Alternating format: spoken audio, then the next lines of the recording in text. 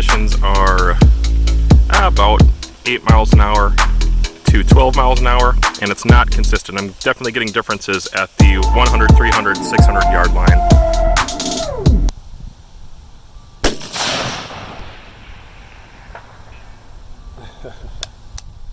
It's pretty cool.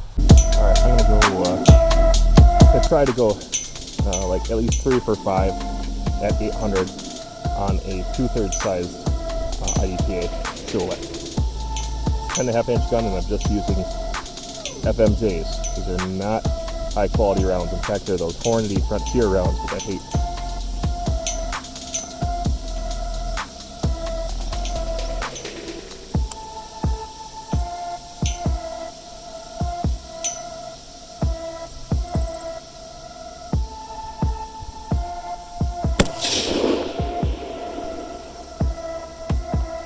Impact.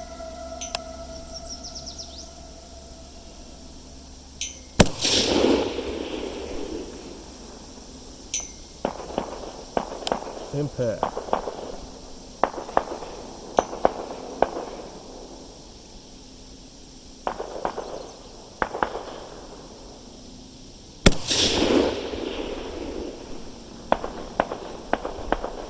That's a miss.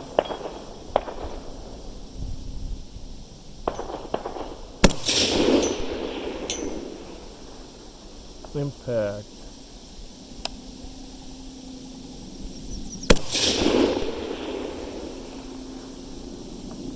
Impact. That's pretty good. I think I'll just stop right there, actually.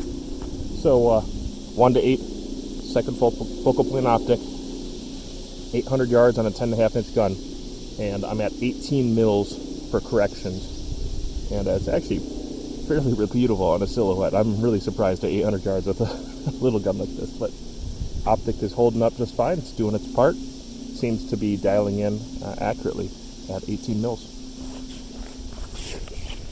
All right, guys, the sun is going down. There's pistol competition going on here, so forgive me if that's a little noisy. I just wanted to talk really briefly about this Falcon Optics 1 to 8. I've already had a couple videos just following up, trying to give some accurate information. Falcon was able to give me a little more information about tracking and things like that, and I wanted to put it to the test, and so that's exactly what I did today. I took this rifle and optic combination out to 825 yards. It's about the furthest that I get before that bullet is really tumbling and erratic, and I was able to make successive hits at 825 yards on a 2/3 size IDPA silhouette target with this rifle. 55 grain FMJs, not even good stuff, not match ammo even, ball ammo, guys. And this Falcon Optics 1 to 8 second focal plane. I was shooting on 8 power, obviously. I was using that mil reticle. I really like the reticle, guys. I think it's a great thing. I know most people are more interested when it comes to ARs in something kind of like what Dimitri has put together over at Primary Arms, and those have been around for a long time now, and I'll let him talk about that and advertise that. But you know what, that's not my flavor, it's not my style. I just prefer, nothing wrong with the Primary Arms, nothing wrong with ACSS reticle, unless you're putting it on something where it doesn't match up. And here's a rifle where it doesn't match up, and I don't want to be limited by the drop values that are in the ACSS reticle. And so a mil reticle just gives me a lot more flexibility, and exposed turrets give me way more flexibility, more precision, which is maybe antithetical to having a 10.5 inch AR, but making hits at 825 yards repeatedly with such a small rifle, even with a headwind today, guys, I was so impressed. Really genuinely impressed. I did not expect such results out of this optic. It was pretty clear, not the clearest. At the edges of the reticle, I strapped this onto a 22, guys, and I needed 40 mils of corrections to make hits at 600 yards, and that's exactly perfect for my SWFAs that I've been running on some 22s. This one feels very similar. The clicks feel very similar. No zero stop. I kind of wonder if perhaps there's some similar manufacturing going on. I could be wrong completely, but I wonder. Anyways, there's 30 mils of functional travel with this optic where it is reading accurately. Now I'm going to say beyond the 30 mils that I have tested it in the extremes of the low and the high, including windage, it's way off. It drops off. I don't know if it loses spring tension. There's something wrong after that. I don't think most people will be doing ELR work, that is, with a 1 to 8 optic. I recognize that. I just like to know what the extreme performance capability is of anything that I buy. It's just kind of fun for me. I don't have a lot of money, and so I like to mess around with things like this, low calibers, small calibers, low power charges, and just really stretch an optic out. And you know what, this one did admirably. I think at the price point, it's very competitive with what's out there. In the next year, I would like to see better glass. If I could just throw a couple recommendations out to Falcon. I know they're already working on new optics for the next year. They do a great job. By the way, I purchased this with my own money. Falcon Optics did not send this to me. But this optic, if I could just make a couple recommendations, I think it would make sense to make the center dot a tad smaller. Not even much, but a little bit smaller. That's doable, but no big deal if you didn't. It's still very good. I think it's very fast for close CQB kind of stuff, which I don't do a lot of, but when I've messed around with it, I didn't feel slowed down at all between that and a red dot, so great job with that reticle. I just think that center dot could be maybe slimmed a little bit. Illumination is perfect. I don't have any problems with the illumination.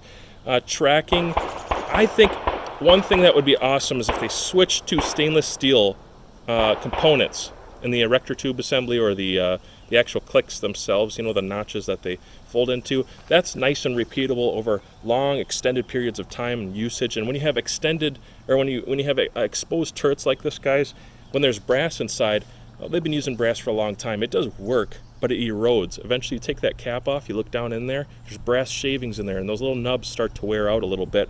It's not quite as reliable.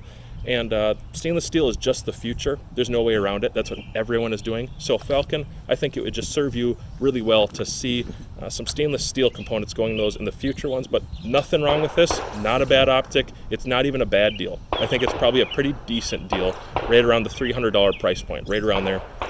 Especially considering the fact that I do not know of 1-8s that are in the $300 price point with exposed turrets, giving you 30 mils of functional travel.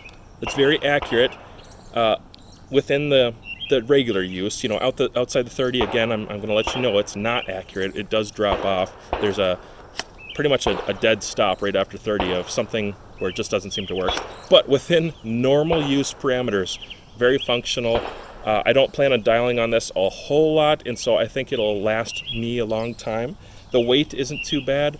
The glass itself, like I said, when I hold at the bottom of the reticle, that glass isn't super clear at the bottom of the reticle where the base of 10 is for your actual milliradian drop value there at 10.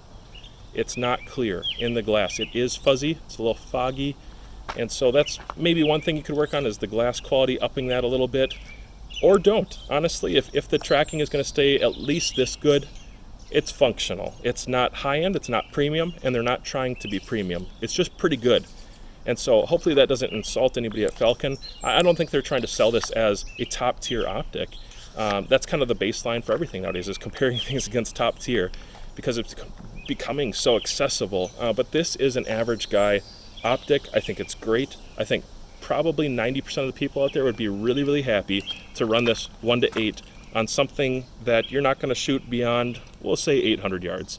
I really don't think it's too bad. If you're shooting a higher caliber rifle, you know, the side parallax, lack of it, not a problem.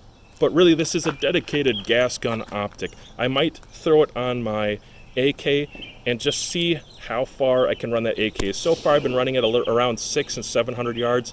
I want to see if I can get it to 825, so I might take this guy over to the AK and see if we can hit 825. That would be pretty cool. I don't know anybody who's running AKs accurately, consistently beyond, well, even 400 yards. I don't know many people doing it, but my OPAP, if you check out that video, it's pretty reliable and pretty consistent as long as it's not too windy out and I have good ammo. And so this optic might be something just to test and review, throw it on there and see how it goes. If I have any problems with this, I'm going to let you guys know about it right away. Again, this is not a sponsored review about that, but there are some other Falcon optics that are up and coming in this next year that I think I'll probably be interested in. It's a company definitely to keep an eye on, and at the very least compare it against some of the other ones that are up and coming.